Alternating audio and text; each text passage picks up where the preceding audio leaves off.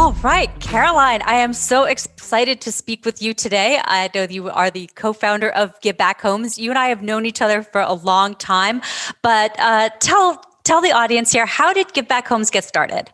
I was hoping that you would, that you would say that we've known each other for so long, because you and I go back way back. You've been there since the very beginning. And I actually would like for you to tell the story of how Giveback Homes started.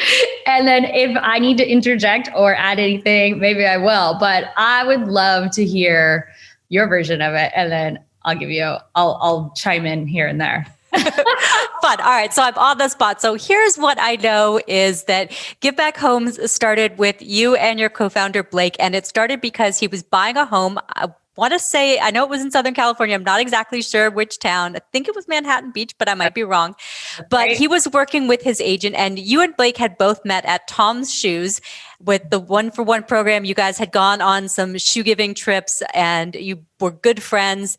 And that Blake had this idea of taking that model and bringing it to real estate. And so since then, I want to say it's been 5-6 years, maybe longer. You've gradually been bringing this to real estate agents, to real estate companies, and you've been building houses in Nicaragua, in El Salvador. You've been doing Habitat for Humanity build days all around the country and getting real estate agents and everybody in the real estate space kind of excited about giving back and thinking about housing.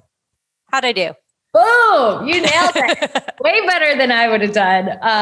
Yeah, you're absolutely right. We're in our 8th year and we've supported affordable housing all throughout the United States. In addition to continuing to build homes throughout Central America, we also have introduced other ways of giving, like providing water filtration systems to communities in need of clean drinking water. We've, helped out communities in the wake of natural disasters.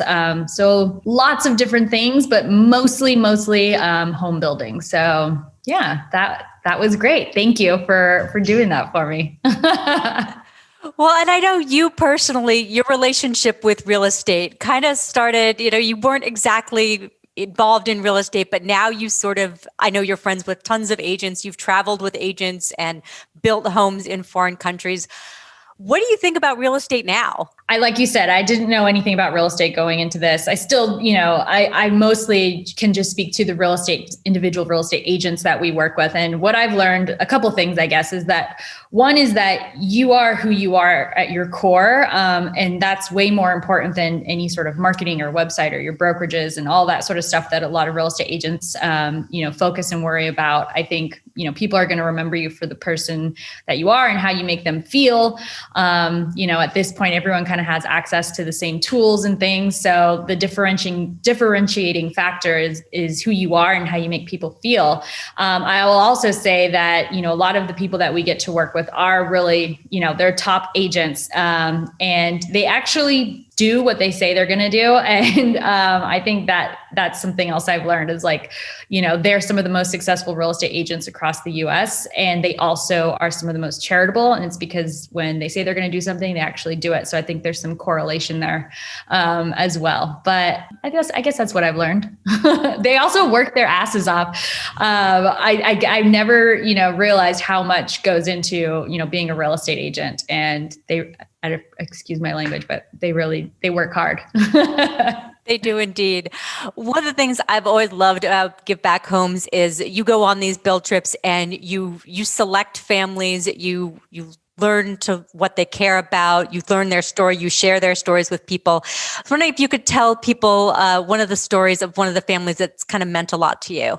Yes, we do focus a lot on, storytelling and trying to make the connection between, the families who are and the real estate agents who are buying and selling homes here and, bridging that gap to these families in Central America who are living, in houses made of scrap wood and dirt floors. And, it's very hard to kind of, make that connection sometimes, or unless you actually go with us on these build trips, which many agents have. And it's my favorite part of what we get to do. I will say I just got back from El Salvador yesterday. So I'm really, just feeling really good. And one of the stories, one of the families there, which we didn't really know until we were getting to the key ceremony, which once the home is complete, we have like a huge celebration celebration.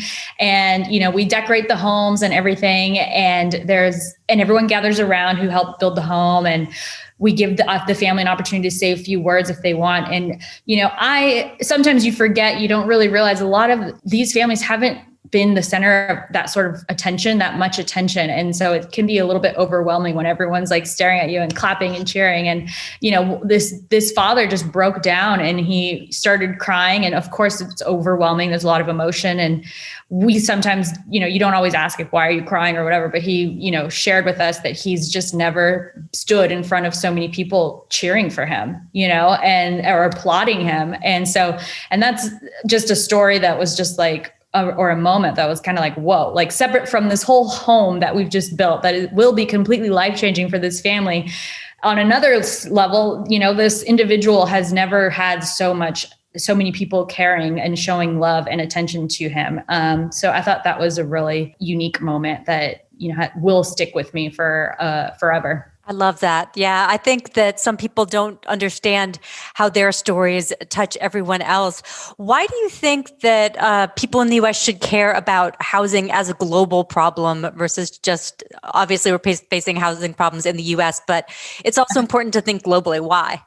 I was going to say, I think we should think about our problem here as well too, but I also don't like saying the word should. I think everyone should, well, I just said it. Everyone needs to just do what feels right for them.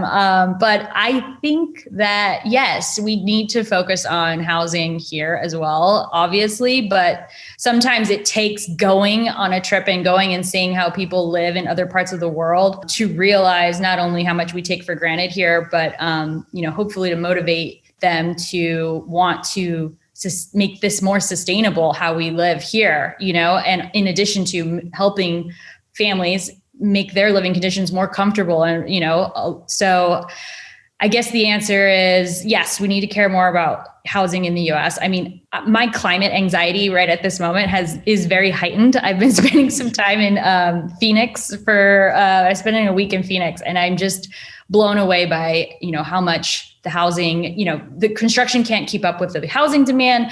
The temperatures are 120 degrees. People are out still working in these conditions. We take things like air conditioning for granted. I'm just like, and I think the reason why my anxiety is like through the roof, pun intended, is because I have been and experienced, to places where you don't have running water, you don't have electricity, you don't get a Nest thermostat, you know what I mean? So I think that in the US, if we expose ourselves to more of those situations, then we'll realize how important it is for us to start thinking smarter about our housing here. Sorry, I went off on a tangent, but I was really, I'm like, that's how I feel right now. No, that was a great tangent, because I do think that climate change is something we all are thinking about and should think about. And right now, the heat wave has been incredible in the South. It's definitely showing what could happen. Yeah. And everyone, obviously there's a lot of, people are moving to places like Phoenix and a few other of the bigger, areas that they moved from LA or from New York or whatever, for multiple reasons. But also it's like, this is one of the hottest places in the US. Like I think we need to take into consideration how much it costs to run a fridge and air, like everything. It just blows my mind right now. But yeah. Well, I also wanted to talk to you about creating community, because one of the things you're doing is you're building a lot of houses close to each other in a certain area, and you start to create community. And I think that's really important, both in the places you're building in El Salvador, but also here in the US. How do you think people can create a better sense of community no matter where they are? Gosh, let's see. I mean, I think, last year we were all kind of forced to create, better, stronger communities with our neighbors and things like that. So hopefully that those kinds of things stick around. In El Salvador and Nicaragua, where we work, they already have such a strong sense of community. I mean, we were when I was there right now, I mean, there's families helping other families build their homes who haven't even received homes yet. And they just have each other's back all the time because they have to. They have no other option. It's part of them surviving, essentially. So how can people build community no matter where they're at? I think just one of the things that I love about the communities in Central America is no matter where you are, if you're walking by someone, they all say hello. They say buen dia, buenos dias, everything like that. It's very like, as opposed to here, everyone's like, head down, like no eye contact. I think a very simple way of building community is just smiling and saying hi to people as you walk by them. So that would be my tip. I think that's true. I think I am so excited to have to be vaccinated and be able to have my mask off and actually smile at my neighbors when I'm walking by. It's a huge difference just to be able to say hello to someone on a bike path. It's amazing. Well, I mean, even with the mask on, I mean, if you squint, you could tell, if you're smizing. You can give them a little hand wave. So I think just basic human gestures can make a huge impact in terms of community.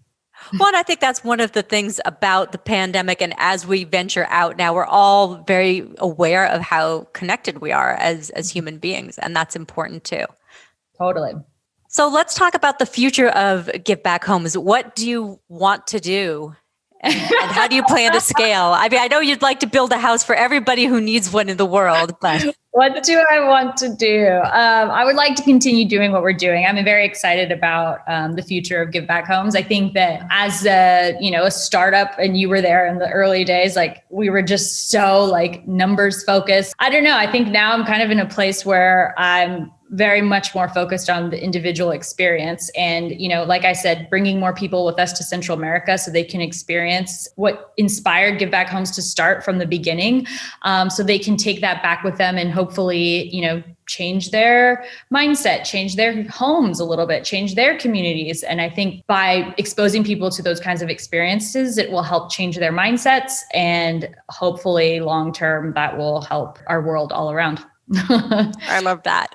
So you work with companies, you work with individuals. How do people get involved? What are the different ways that people can participate in the Giveback Homes movement? There's multiple ways. As an individual, you can go and donate on givebackhomes.com. We have multiple projects there, so you can choose whether you want your donation to go, to a specific city in terms of affordable housing, or support water filters, or support complete homes for people in Central America.